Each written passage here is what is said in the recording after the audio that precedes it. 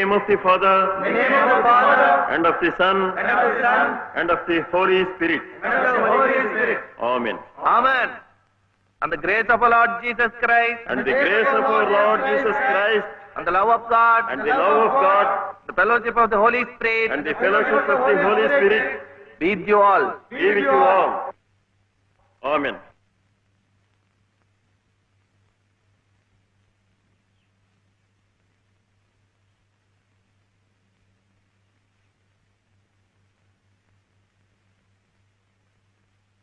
ఏమిటి మళ్ళీ కథ? అవును డాడీ, స్వాతి ముత్యం టైటిల్ బాగుంది కదా? బాగుంది, చాలా బాగుంది. అయినా ఇక్కడికి వచ్చిన తర్వాత కూడా కథలపిచ్చానా? కాసేపు హాయిగా తాతయ్యతో గడపక. తాతయ్యని మనసులో పెట్టుకుని కథ మొదలు పెట్టాను చూడు. బానే మొదలెట్టావు. ఆ తర్వాత? ఆ తర్వాతే రాయటానికి నీ కల్పన అక్కర్లేదే. తాతయ్య జీవిత కథే నీ టైటిల్ సరిగ్గా సరిపోతుంది.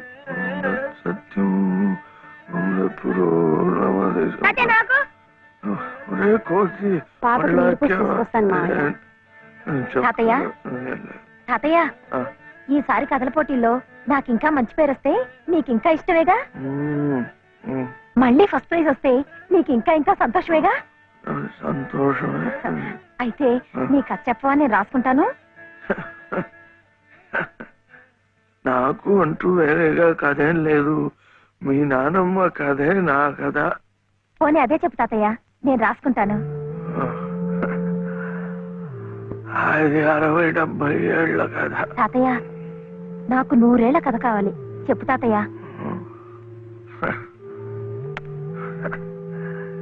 ఏం చెప్తా?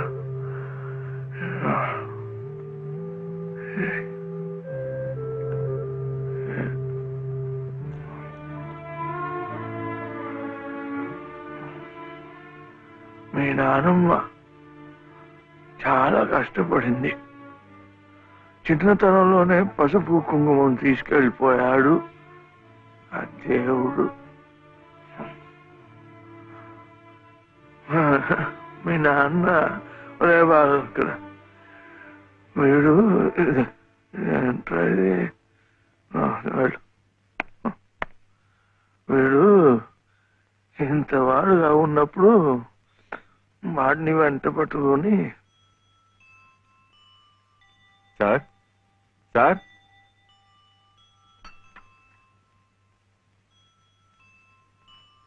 నమస్కారం బాబు. నమస్కారం అమ్మా. రండి బాబు, రండి అమ్మా.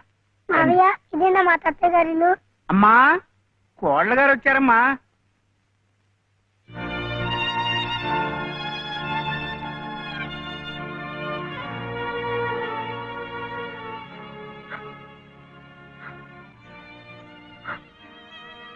అమ్మా లలిత, లలిత,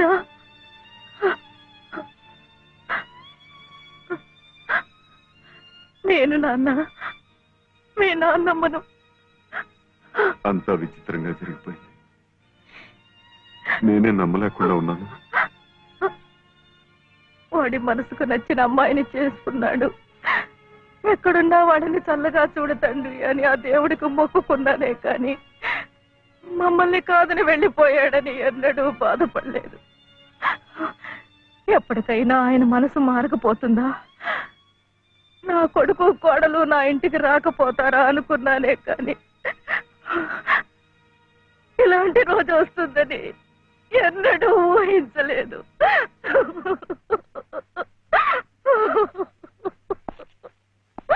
ఎక్కడికి? ఎవరికి? కోడలు గారు బాబు వాళ్ళు వచ్చారు. ఎవరి కోడలు?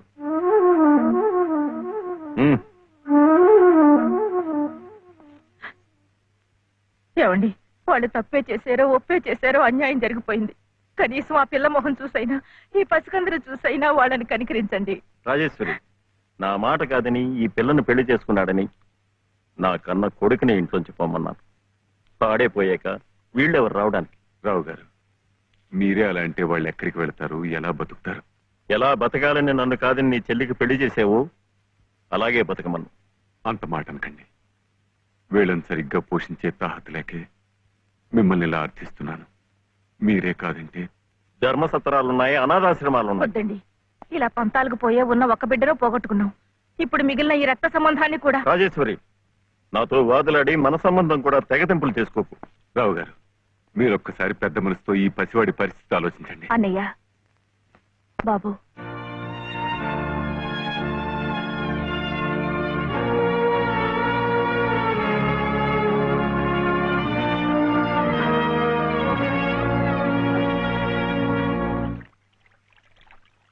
అబ్బా అబ్బబ్బబ్బబ్బబ్బబ్బ.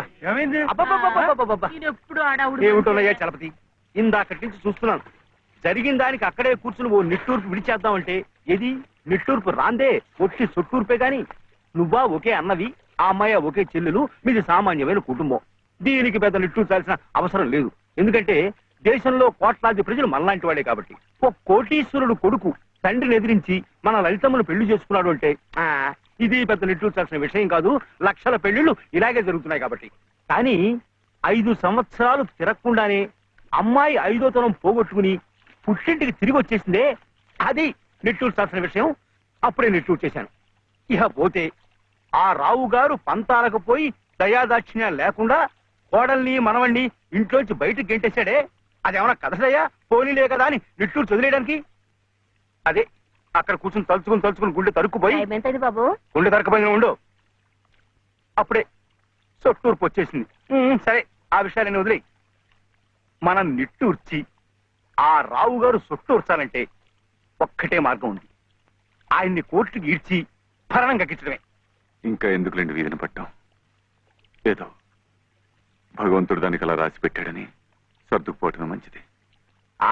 ఇలా సర్దుకుపోతే తన బాధ్యత తగ్గిపోయిందని దేవుడు కూడా నిట్టూరు చేస్తాడు. నా మాట విను ఉభయ కుశలోపరి. మైసూరెద్దు లాంటి మేల్జాతి లాయర్ని పెట్టి ఆ రావు గారిని గానుగులో తెలక చెక్కలా నలిపేసి భరణం పిండేద్దాం. ఈ పిండుదల నిమిత్తం ప్రస్తుతానికి 2 శాతాలు, ఓ 200 ఇచ్చేయి. ఆ తర్వాత పని జరుగుదలను బట్టి శాతం. అర్థమైంది కదా? ఇద్దు గాని. గురవయ్య గారు, అరచేతిలో స్వర్గం చూపించకండి. అసలే చలపతి బాబు గంగోలు వాడు. అందరిలాగా ఆయన కూడా గాను కట్టి తిప్పకండి. ఓ వెంకటస్వామి, చీటీ గుడ్డని పట్టుబట్టని ఒకే బండకేస్తుంది. నువ్వు ఎవరిని ఎలా చూడాలో నాకు చెప్తావా? మీకే చెప్పాలయ్యా. ఆ దేవుడి గుళ్ళో దీపారాధన కూడా కలిసి నుండి పంపించారు రకం మీరు. ఈ విషయం ఆ దేవుడే పట్టించుకోవడం లేదు. మానవ మాత్రం నువ్వేమిటి? నువ్వు నోరు మూయి. అమ్మమ్మా, వింటున్నాను, చెప్పవే. అనంతలక్ష్మి గారింట్లో వాళ్ళ పాప ఆయన తొట్లో వేస్తున్నారట. ఏమైనా ఇస్తే బాగుంటుందేమో. మీ నాన్నకు పుచ్చుకోవడం తప్ప ఇవ్వడం అలవాట్లేదుగా. అయినా ప్రద్దానికి నన్ను అడుగుతారేమిటే? మీ నాన్నని పిన్నిని వదిలేసి. సర్లే, నిన్నింకేం అడగను పో. మీ బావను అడుగుతావా? అస్సలు అడగను. ఇప్పుడు అలాగే అంటావు. రేపు తాళి కట్టాక అస్సలు వడ్డీ కలిపి గుంజుతావు. బావతోనా? పెళ్ళా? రమ్మన్న తెమ్మని బంతికి. ఏమే వాడికి మహారాజు. అందుకే పట్టాభిషేకం చేసి గౌను మీద కూర్చోబెట్టాను. నేను వచ్చేదాకా ఉండమని.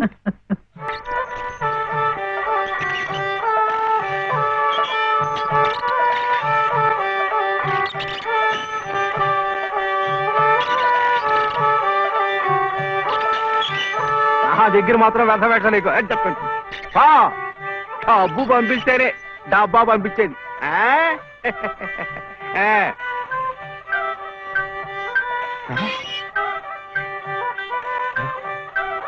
ఎందుకమ్మ ప్రేమ ప్రేమ గుండెలోనే ఆగేవమ్మారా, సంధ్య వేళ అయ్యిందమ్మ.